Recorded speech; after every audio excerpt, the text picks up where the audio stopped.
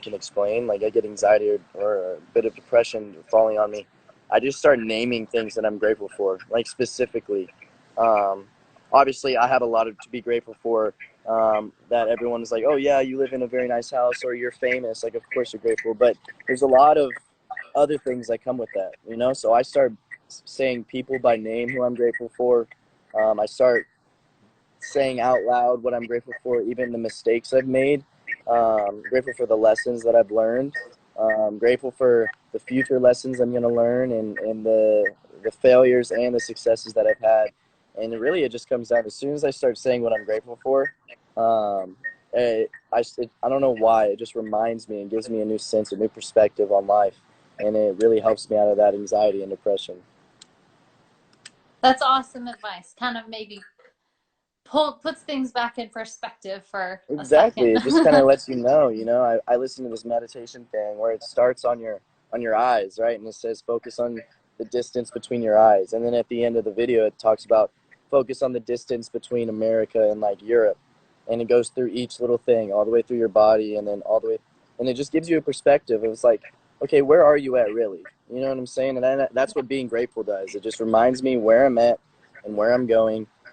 Even if it's in a bad situation, like even if things are going wrong, there's always something to be grateful for, always. And it just gives you a better perspective. So yeah, absolutely. That's awesome. Well, we appreciate you being so open about, those types of things. And I think Thank a you, lot of man. your fans do also. Absolutely. You have to be, if you really want to make change in the world, you got to be 100% real. For sure. For sure. Well, here's a totally different kind of question from Taylor in Sarasota. What is your biggest social media fail you've ever done? Like horrible biggest fail? social, biggest social media fail. I don't know, honestly. I feel like failures come and go every single day on social media. Yeah. Uh, but I mean, there's probably like relationship stuff. I don't think I'm ever gonna put relationship stuff on social media ever again, because then you get millions of different opinions and like millions of different negative and positive comments. So I think from now on it's just gonna be, in my own life, my own personal thing. I don't think I'm gonna put it on there. That's always a good move. I can't imagine with 7 million followers how many comments you actually get on a single video. How do you? I wouldn't even look. I would not even look. Yeah, it's pretty overwhelming, but you learn how to handle it. But it's fun. All right, we'll do a couple more. Um, what was the hardest part of getting your music career started, and did you ever want to quit? That's from Jason in Pinellas Park. Yeah, 100%. Like for when I was first trying to release my first single, it took like 6 months and it was like a lot of issues, and it just felt like it never was going to happen. And at this time, I was going through a really bad mental state, and honestly, physically as well. I just wasn't very like healthy, so I really just kind of wanted to stop and do nothing and like move back home for a little bit. Um, like I was just on my heart. I felt like I was going crazy, and I just wanted to leave, but I stuck through it, and it worked out for the better. So that should just show people never give up too early, because you don't know what's gonna happen. Next thing you know, you're hanging out with Travis Barker at Yeah, MGK. literally, exactly. All right, last one is from Drew and Brandon. What's a hidden talent nobody would expect you have? I'm a really good whistler. I can Really? whistle. Yeah, whistle really well.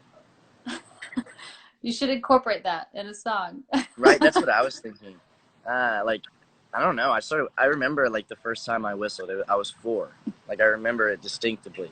I just got a Webkins from the mall, and for some reason I wanted to start learning how to whistle. So I like couldn't for a while, and then I figured it out that night, and ever since, like I would literally get in trouble at school because like I had like a lot of ADHD and a lot of ADD, and I felt like I had certain tics like when I was learning. So I would just start whistling, and I didn't even realize it. My teachers would get extremely mad at me, like overly mad. So That's so funny. Well, your next song, whistle feature dedicated to all the teachers who were mad at you. no, literally, absolutely. Well, thank you so much for hanging out with us. Oh, of course. This Thank you was for so much having me. fun. Yeah, it was great. And we love the song, and we hope to see you for real. Oh, we definitely will make that happen. Absolutely. Anytime we're in Florida, my team will hit you up, and we'll make this a real thing as soon as COVID's over. Sounds good. We can't wait. Well, Awesome. enjoy the rest of your workout. Okay, I will. Thank you so much. Blessings. Well, have a great one, all Bye. right? All Thank right, bye. you.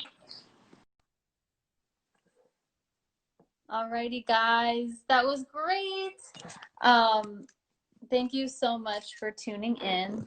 And we will have, like I was saying, as part of 97X Next Big Thing Throwbacks, we have a ton of artist features coming through the end of the year. So some of those will be Instagram Lives, there'll be Zoom interviews, we'll have all kinds of stuff. Maybe it'll be my cat Willie. I would make him come back over here, but he is very much asleep now. Thank you guys so much for watching. That was great. He was so nice. Now I really want to meet him in person and do a green room or something. That would be so cool. So, all right, bye guys. Thank you so much again, and be safe. All right, talk to you soon.